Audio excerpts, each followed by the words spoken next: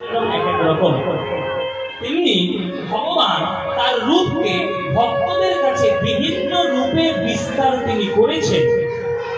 ওই জন্য ভগবানের রূপ যে ভক্ত যেমন ভাবে দর্শন করবে, ভগবানের কাছে ভক্তের কাছে ভগবান তেমনই ভাবে ধরা দেবে। এই হচ্ছে তত্ত্ব, এটা হচ্ছে দর্শন তত্ত্ব। এই দর্শন তত্ত্বগুলোকে ভাবতে হবে।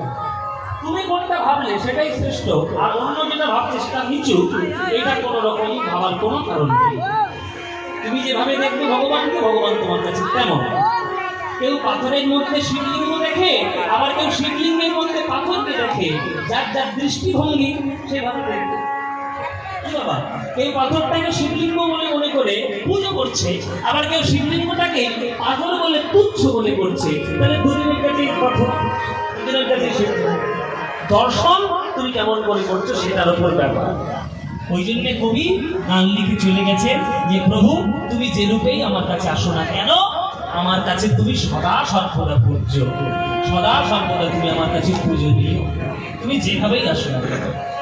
অরূপ স্বরূপ সগুণ নির্গুণ দয়াল ভয়াল হরি হে, আমি কি বা বুঝি, আমি কি বা জানি, আমি কেন ভেবে মরি।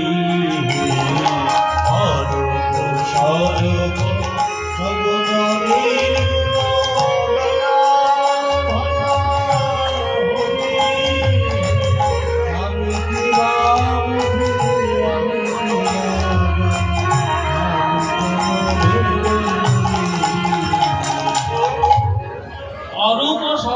সগুণ নির্গুণ দয়াল ভয়াল হরি হে, আমি কি বা বুঝি, আমি কি বা জানি, আমি কেন ভেবে মরি।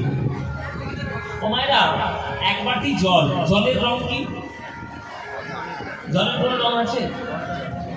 জল নীল রং মিশিয়ে দিলে নীল হয়ে যাবে, লাল রং মিশিয়ে দিলে লাল হয়ে যাবে, হ্যাঁ, হলুদ রং মিশিয়ে দিলে হলুদ হয়ে যাবে। তাহলে জলের নিজস্ব কোনো রং নাই।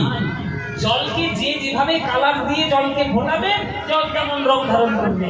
ভগবানেরও ঠিক তেমনি নিজস্ব কোনো রূপ নাই, আছে ভক্ত তাকে যেভাবে ডাকে, ভগবান তার কাছে ঠিক তেমন ভাবেই ধরা দেয়। ভগবানকে যে নীল ভাববে ভগবান নীল, ভগবানকে যে লাল ভাববে ভগবান লাল, ভগবানকে যে সাদা ভাববে ভগবান সাদা। ভগবান জলের মধ্যে। তাই ভগবান অরূপ স্বরূপ সগুণ নির্গুণ দয়াল ভয়াল হরি হে, আমি কি বা বুঝি, আমি কি বা জানি, আমি কেন ভেঙে মরি।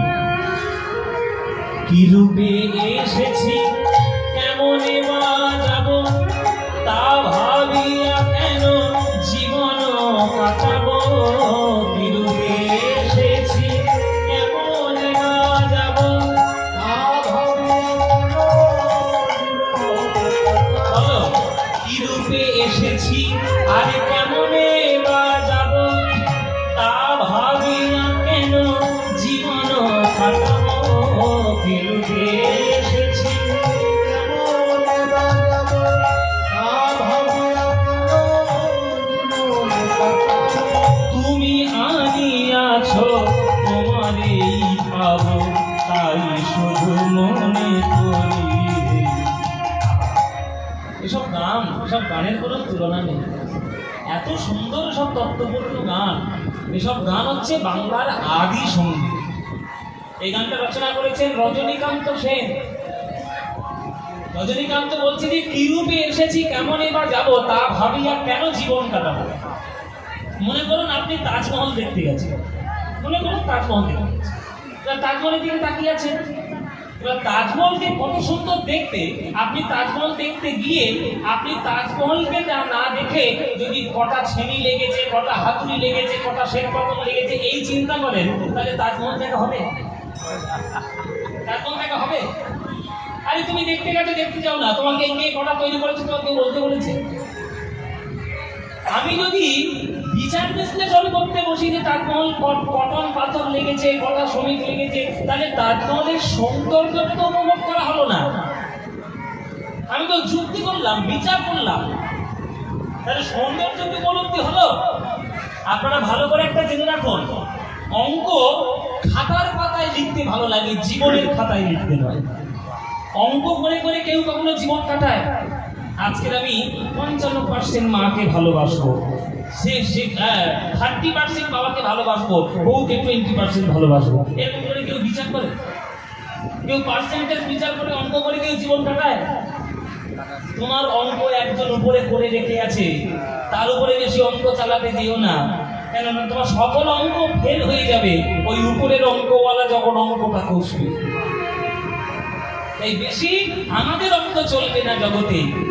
আমাদের একটাই কাজ, আমরা মানুষ হয়ে জগতে এসেছি, আর মানুষের মতো যাতে আমরা জগৎ থেকে চলে যেতে পারি, এইটা যদি আমরা বিচার করে চলতে পারি, তবেই আমাদের জীবনটা সার্থক হবে। তাই বলবে, তবেই সার্থক, সার্থক নেই বাবা। তাই কবি বলছেন, কি রূপে এসেছি এমন বা যাব, তা ভাবিয়া কেন জীবন কাটাবো, তুমি আনিয়াছ তোমারই পাবো, তাই শুধু মনে করি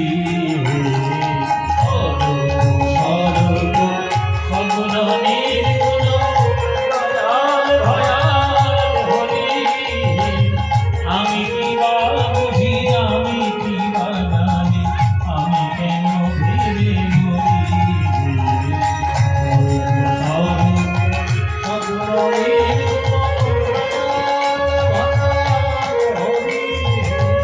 আমি কি বা বুঝি, আমি কি বা জানি, আমি কেন ভেবে মরি। না রাখি জটিল ন্যায়ের বারতা, বিচারে বিচারে পারে অসারতা, আমি জানি তুমি আমারই দেবতা, তাই শুধু হৃদে ধরি।